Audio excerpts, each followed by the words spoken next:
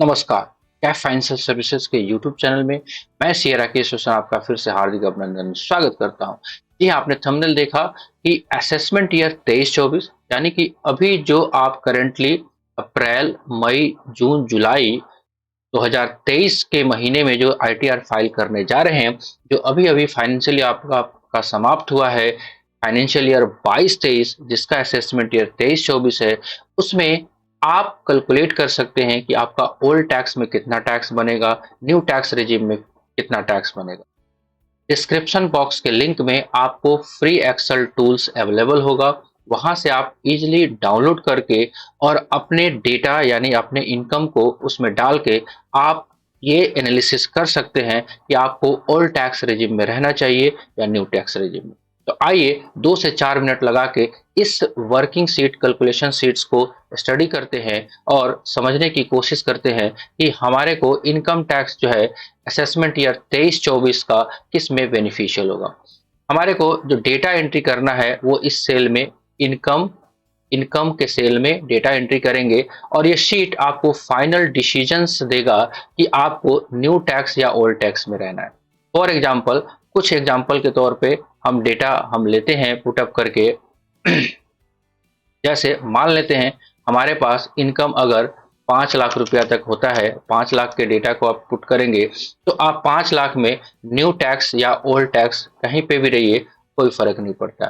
थोड़ा सा डेटा को चेंज करते हैं। अगर हम 7,50,000 अगर हमारा इनकम है तो हमारे को क्या कहता है ये सीट कैलकुलेट करके फाइनल डिसीजंस असेसमेंट ईयर 23-24 ये कहता है न्यू टैक्स रिजिम में रहना चाहिए, क्योंकि न्यू टैक्स रिजिम में आपको जो लगने वाला टैक्स है वो 37,500 in compare old tax regime 62,500। तो एक छोटा सा कैलकुलेशन सीट, एक छोटा सा प्रयास जिससे आप अपने टैक्स रिजीम को सेलेक्ट करने में आपको ये काफी मदद करेगा। तो इसमें आप अपने वेरियस इनकम, अगर आपके पास suppose that for example 80C का डिडक्शन है, तो सपोज दैट हमने 1,50,000 80C का डिडक्शन यहाँ पे डाला, तो फिर से आपको ये शीट कैलकुलेट करके बता रहा है कि आप ओल्ड टैक्स में रहो क्योंकि आपके पास 80C यानी कि डिडक्शन अवेलेबल है। तो पूरा का पूरा कंप्लीट एक शीट्स बना हुआ है जिसमें आपको ये भी बताया जाएगा कि आपका टैक्स कितना बन रहा है ओल्ड में और कितना बन रहा है न्यू में, ताकि आपको एक डिसीजन टेबल के माध्यम से आपको डिसीजन लेने में फायदा हो सके, मदद हो सके कि आपको ओल्ड टैक्स में रहना है या न्यू टैक्स में। ध्यान से, ये सीट जो है असेसमेंट ईयर 23-24 के पॉइंट ऑफ व्यू से है।